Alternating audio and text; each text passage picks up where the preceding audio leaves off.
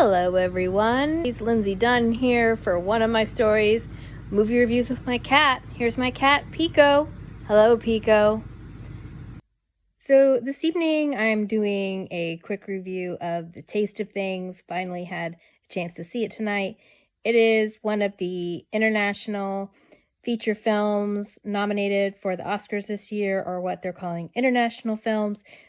It's directed by Tran Ang Hung, who is a Vietnamese French director. It stars Juliette, Binoche, and Benoit, Magimel, and a few other characters. It is a culinary love story.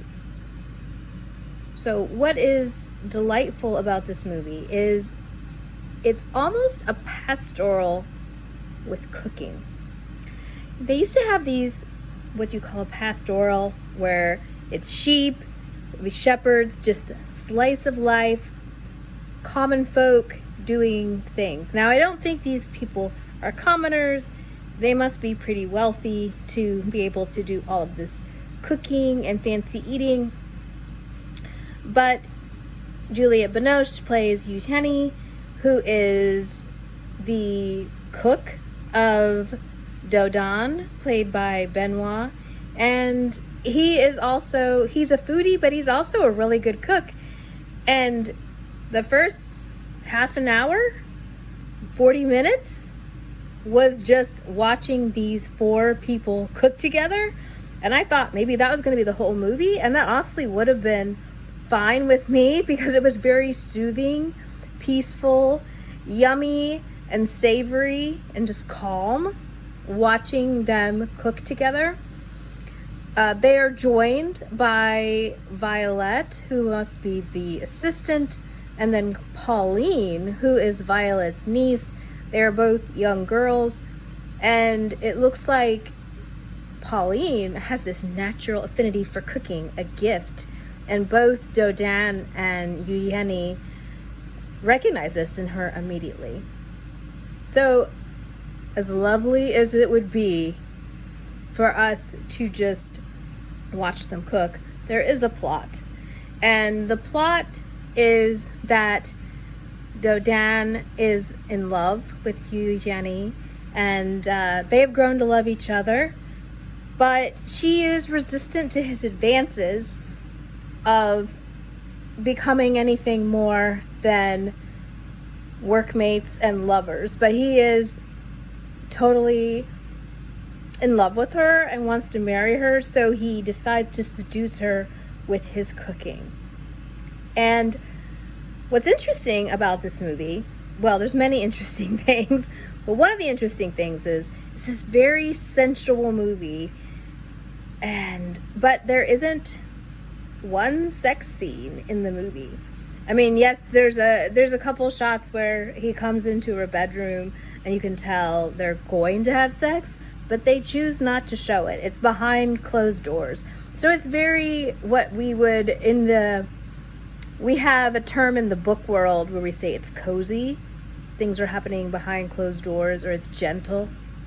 So the cooking in this movie, now I've already mentioned there's a lot of cooking, but it's not just cooking, it's very passionate, sensual cooking. We're seeing the sights, we're seeing the smells, and they're making these dishes that, like, baked Alaska, and this pear dish with this frappe crust, which is almost like a thin cookie. There's these ortolans, they're called ortolan buntings, and they're these, it's really horrible how they do this, but they raise these birds in a specific way, which I won't say in this video. Look it up, please, though, if you want to know more. Ortolans, they are raised a certain way so that they are like the most moist, succulent, tasty dish. But it's so horrible and shameful, and also the way people eat them is ravenous and monstrous. So they all eat these dishes with towels over their heads, and we see them sharing this meal. So it's not just regular cooking. It's cooking like pornography almost is the best way I can say it. So it's interesting to watch all of this cooking. But it is a very gentle story. It's very passionate, but if this was an American movie, there would have been some invented drama that happened. And I kept waiting for something like somebody to burn themselves or accidentally trip and pour boiling water all over somebody to get hurt, or an accident, or somebody cuts a finger off. But nothing really bad happened. There was no, there's these two young girls. There's no like hints of, oh, something untowardly is going to happen, or they're going to beat these girls, or somebody's going to get sexually molested. It's a very gentle, calm movie that I honestly could probably have my mom watch, or my grandma, where she's still alive. It's that kind of movie, even though it's really well made, really well done. Highly recommend it.